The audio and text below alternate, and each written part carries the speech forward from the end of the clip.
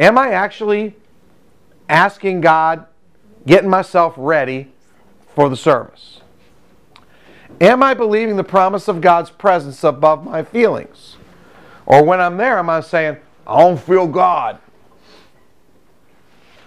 Am I focusing on the Lord and His worthiness? Or am I worried about whether or not the Johnsons are there? Or am I performing for an audience of one rather than being a spectator? These are all good suggestions. I mean, there are just simple things you could do. Rather than hurry to worship, you could set your clothes out the night before. Oh, there's a thought. Now listen, if you brush your teeth the night before, it doesn't count for that day. It's not a twofer. I don't care how long you do it. It's not a twofer. But you set your clothes out the night before. You put your Bible and the stuff that you're going to use in a place where you know it is. You plan on leaving much earlier than you have to get there so that when you get there you're relaxed.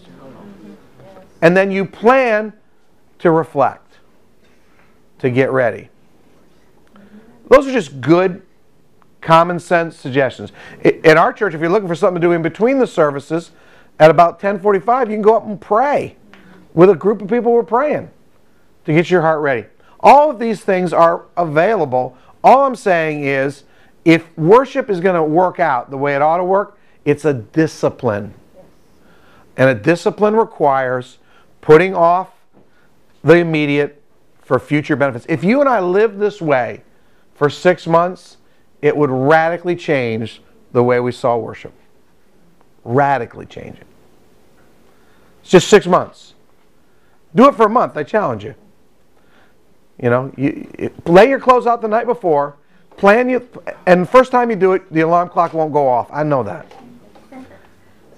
But it will radically change how you do worship. Any questions about this? Comments, snide remarks, disparaging remarks.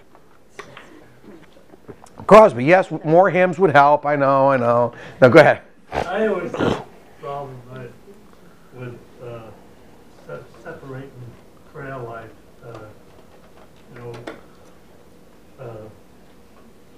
You have this big list, of who you want to pray for, who you got to pray for, and you never give God His due, And I always had a problem giving Him enough due.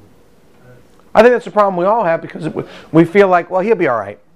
But really, the whole act of adoration in prayer, it's good if we start that way, because two things that does for me. Number one, it helps me to believe that God will answer my prayers because I'm focusing on Him. And number two, it helps me to remember that none of this is about me or human beings. It's about God and His plan. But it is, I will confess to you, it is very hard. It is very hard. And one way that may help you is if you have a prayer list with 3 or 4 days separated so that you're going to pray this day, this day, this day.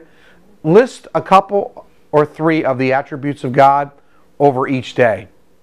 And on those days, start with those attributes. Or list a few of the names of God on each day and start with those names and what they mean. And that may help you to focus on that, and then you move to the prayer list. But if you don't have it written down, my temptation is just go to the prayer list, right? Yeah. But if I write them down, it helps me to, to work through it. That's a very, very good question. Anything else? Worship leader, is there anything you want them to do? Thinking back there. It's the clapping. Make sure it's like on the beat. Very distracting. All right, I won't clap, all right? Why don't you just say it? Just come out and tell them. Wait till the end. You wait till the end. Maria, what were you going to say? It's funny with that video you showed about that, the clapping off beat, but that actually actually was a serious issue in my old church. It actually was. The pastor was crazy that if you actually clapped off beat, so a new believer would come in and they were off beat, he would actually touch the hand and go, do this. I actually approached him. What if they had CRD? Exactly. I said, Pastor, not everyone is inclined with rhythm naturally, you know. It depends, but you know, and he just didn't want to hear it. You want to hear it? And his face got red. Those of you who are new, if you don't know what CRD, Caucasian rhythm disease. Larry, you want to raise your hand? Larry and I have CRD.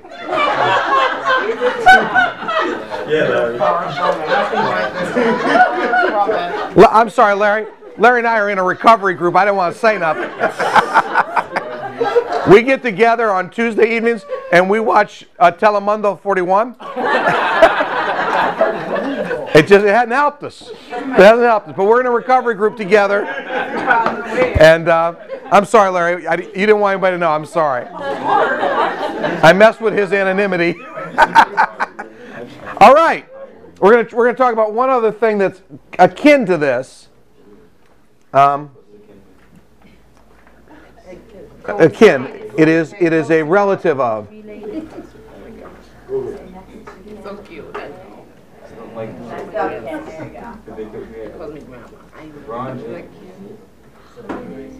I'm almost there.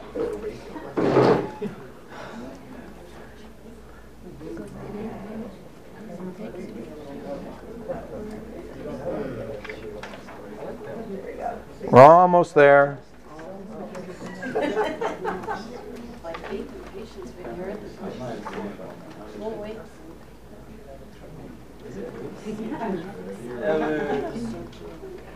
Hey, Miss Ellen.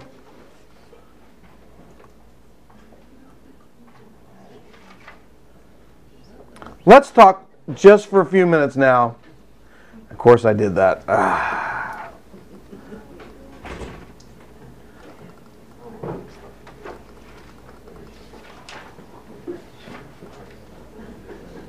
Clicked on the wrong one. We're going to talk about silence and solitude. What page is that on?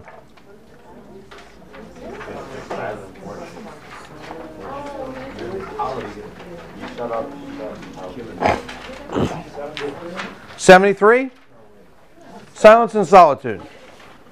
It's way back toward the end.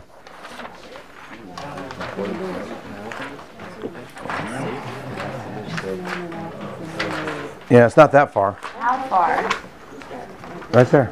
You're there. I am. See, I'm good with this. I don't know why I keep doing that. Just today. amazing. It's called love. Doing that. It's called love. Wait, there you go. Right there. Page 121. 120. Oh. Yeah. That part of Christianity is not the New Yorkers, is it? No, absolutely not. We're going to talk about shut up, shut out, and shut down, the discipline of silence, solitude, and Sabbath. Now, how many of you know where Hollister is in the mall? So, I was in Hollister a while back, and they have an absolutely stunning, I was getting a gift certificate for my daughter, a stunning view of Venice Beach in the ocean, a live webcam of Venice Beach. So you're sitting in this, you go in, and there's the live webcam of Venice Beach, and you go like, wow. But at the same time, they're playing the most annoying music. And you're saying to yourself, you're killing the mood.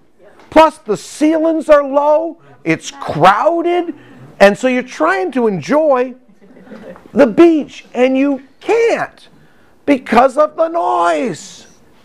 Well, in many ways, that's our struggle.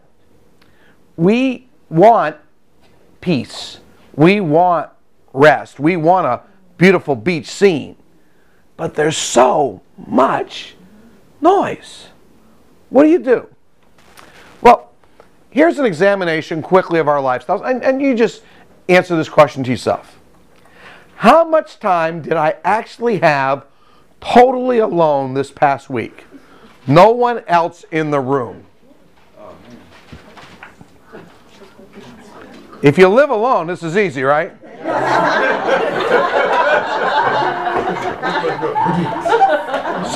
Some of you go, what do you mean? I'm always alone. And some of us are a little, we're not really aware of anyone else, so I was alone all week. Oh wait, I wasn't.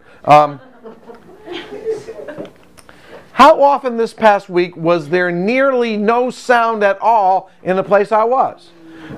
You know this is a struggle for you if you say to yourself, I have to have noise. Oh, yeah, I do. If you have to have noise, then there's a problem. Why? You'll see. How often in the past month have I taken a walk with no particular destination in mind?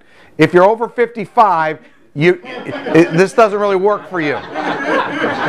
If you're over 55 and you took a walk with no destination in mind, just make sure you have a little something on you so we can find you. But isn't everywhere we go and everything we do driven? Yeah. This is the hardest one.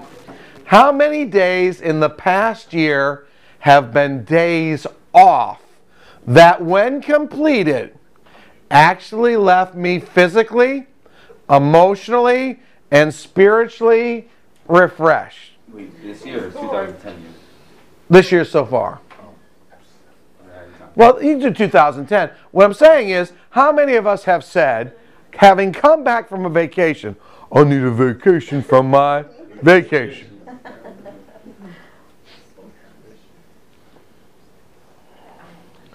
When was the last time you felt good after a vacation? I actually know, but it's a little scary. In today's world, we can suffer acutely from the malady called leanness of the soul. I don't want that. How do I not suffer from this? Well, here's the evaluation of our need. Do I need physical rest? Yes. You got to have some rest. Now, if you think that you can go on 5 hours of sleep, you can. Except that everyone else around you wants you to sleep more. Do I need times of spiritual restoration? Absolutely. Do I need silence and solitude? Do I long for silence and solitude? And why don't I make time for silence and solitude? That's just a good, why don't I make time? You know why? Because it's culturally unacceptable. If someone calls you and says, what are you doing? And you say, oh, I'm just taking a Sabbath. And you do, I'm taking a Sabbath, I'm doing nothing. What? Yeah, excuse me? Well, when are you going to do something? Well, it's not today. Excuse me? And if they called you like once a week, and on the day that you took a Sabbath rest, they just happened to catch you, you know what they're going to say? I think he's lazy. Get a life. Yeah, really. Yeah. He needs friends. I think he's lonely. Sam tells me that he wants my job. Sam wants your job. All right. We'll work out something. I'm afraid of Sam with electricity, though. You know what I'm saying? I'll take that job. The wisdom of the prudent, Proverbs says, is to understand his way, but the folly of fools is deceit. So it would be good for each of us, all of us, to evaluate ourselves and say, where am I?